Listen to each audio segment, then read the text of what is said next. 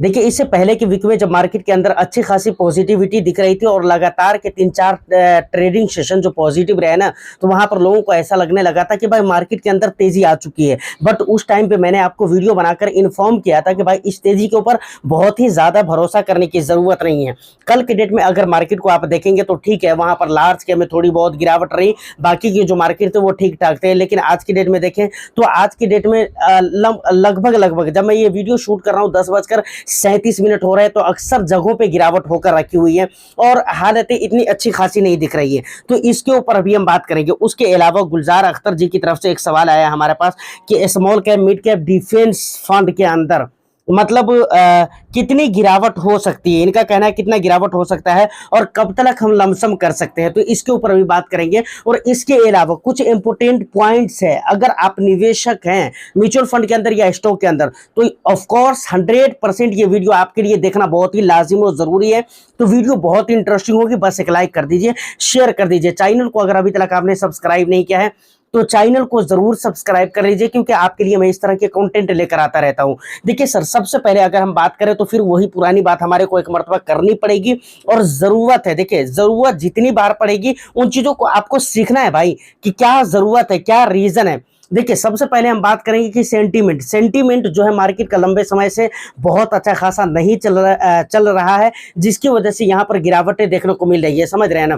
Plus देश के अंदर कोई भी रीजन नहीं है, ये सारी पुरानी बातें हो गई जो मैं ऑलरेडी इसके ऊपर बहुत ही बातें कर चुका हूँ, बता चुका हूँ, लेकिन सिर्फ मैं आपको याद दिला रहा हूँ। दूसरी बात, बीच में मार्केट पॉजिटिव हुआ था, वहां पर एक मोमेंट बनने जा रहा था, पॉजिटिव सेंटीमेंट क्रिएट हो रहा था, बट हुआ नहीं, होने वाला था लेकिन हुआ नहीं। मार्केट के अंदर फिर से गिरावट, वोलेटिलिटी, इस तरह की चीजें शुरुआत हो गई और मार्केट के अंदर गिरावट होने लगी। तो देखिए मैं ये आपको कहने वाला हूं कि भाई आप जो है 2 दिन 3 दिन अगर पॉजिटिव रहता है मार्केट, तो वहां पर बहुत ही ज्यादा उतावला न हो जाए, बहुत ज्यादा आपको उस पॉजिटिविटी के ऊपर बिलीव नहीं होना चाहिए, भरोसा नहीं होना चाहिए कि भाई मार्केट अब ऐसे ही रहेगा। असल में होता क्या है ना कि जब आप भरोसा कर लेते हैं कि मार्केट ऐसे ही रहेगा और वो नहीं रहता, तो फिर आपको ऐसा लगता है कि नहीं यार यहाँ पर रहना ही बेकार है, चलो मार्केट से अपने पैसे को निकाल लेते हैं। तो ये चीज ना हो, इससे बेहतर है कि आप एक्सपेक्टेशंस बहुत ज्यादा पाल कर ना रखें, अगर आप चाहते हैं कि इस तरह की दिक्कतें और परेशानी आपको झेलनी ना पड़े तो। क्योंकि देखिए एक चीज और भी खास बात है जो कि आपको याद रखना चाहिए, और इससे पहले भी मैं इस बात को भी बता ही चुका हूं कि लगातार अगर लंबे समय से मार्केट के अंदर गिरावट हो रही है, तो वहां पर कभी कभी ऐसा होता है कि भाई 2 दिन 1 दिन 4 दिन मार्केट पॉजिटिव रह जाता है, ऐसा होता है, समझ रहे हैं ना। तो इस रीजन से भी हो सकता है कि बीच में मार्केट जो पॉजिटिव था वो इस रीजन से भी हो सकता है। तो ये सारी बातें हैं जो कि आपको समझना चाहिए। अब जो हमारे पास सवाल आया है वो गुलजार अख्तर जी की तरफ से सवाल है, बहुत ही इंपॉर्टेंट बात है कि भाई स्मॉल कैप, मिड कैप और डिफेंस फंड के अंदर कितना गिरावट हो सकता है। देखिए मैं स्मॉल कैप और मिड कैप की बात करता हूं, यहाँ पर डिफेंस को हम बाद में बात करेंगे। स्मॉल कैप और मिड कैप के अंदर अगर मैं आपको सही बताऊं और वैल्यूएशन की अगर बात की जाए, तो मुझे लगता है कि 8 से 10%, 12% अगर गिरे ना, तब जाकर स्मॉल कैप और मिड कैप अपने रीजनेबल प्राइस पर आएगा। मैं क्या बोल रहा हूं, 10 से 12% की अगर गिरावट हो जाती है इन दोनों इंडाइसेस के अंदर, तब जाकर ये अपने रीजनेबल प्राइस पर आएगा। तो आप ये सोच लीजिए कि कितनी गिरावट हो सकती है। देखिए हो कितनी सकती है तो कुछ कह नहीं सकते, फिक्स आपको तय आपको कोई भी नहीं बता सकता है कितनी गिरावट हो सकती है। अगर गिरे मार्केट तो अगर सही रेंज पर ये आना चाहे, तो मुझे लगता है कि 10 से 12% की गिरावट होगी तो ये सही रेंज पर आ सकता है, समझ रहे हैं। अब बाकी गिरने को तो ज्यादा भी गिर सकता है, कम भी गिर सकता है, लेकिन एक बात याद रखें, आगे इन्होंने ये भी कहा है कि और कब तक हमें लमसम करना है इस फंड के अंदर 5 लाख रुपए का।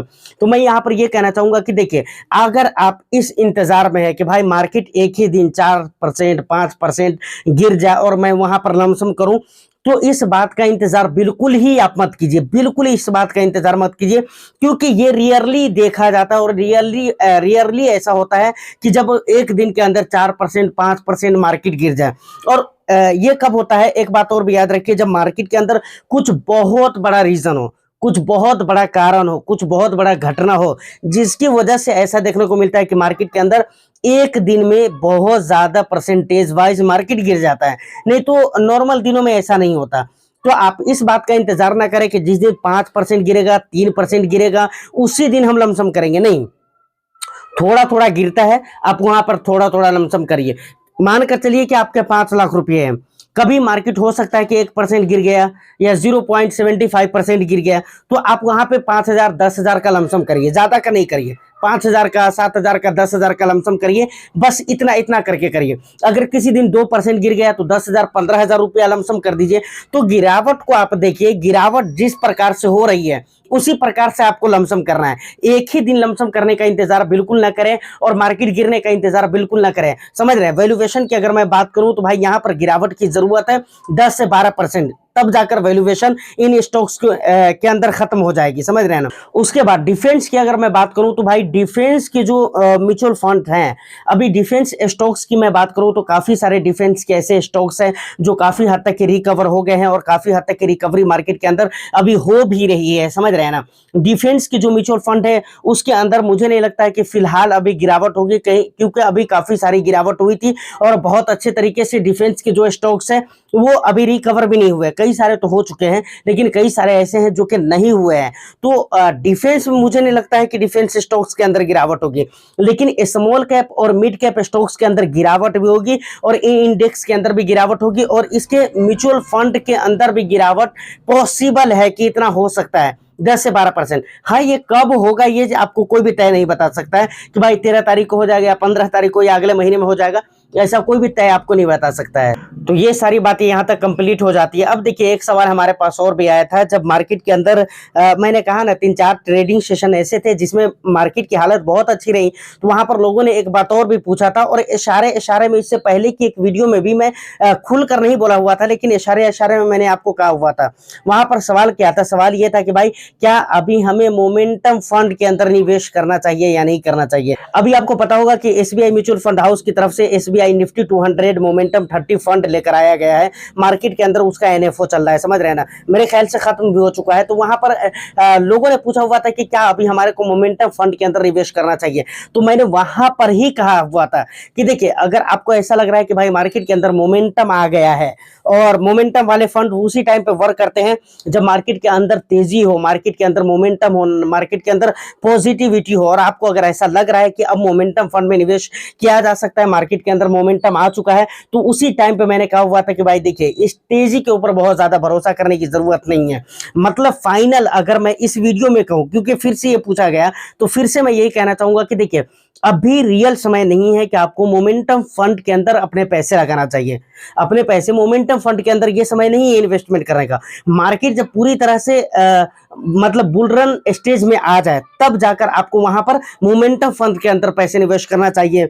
इसी तरह हो गया, क्या कहते हैं कि कॉन्ट्रा फंड हो गया, वैल्यू फंड हो गया, इस तरह के जो फंड्स होते हैं ना, वहां पर मार्केट के वोलेटिलिटी के टाइम पे, गिरावट के टाइम पे पैसे नहीं लगाना चाहिए, क्योंकि रिस्क वहां पर और भी बहुत ज्यादा बढ़ जाते हैं। समझ रहे हैं ना?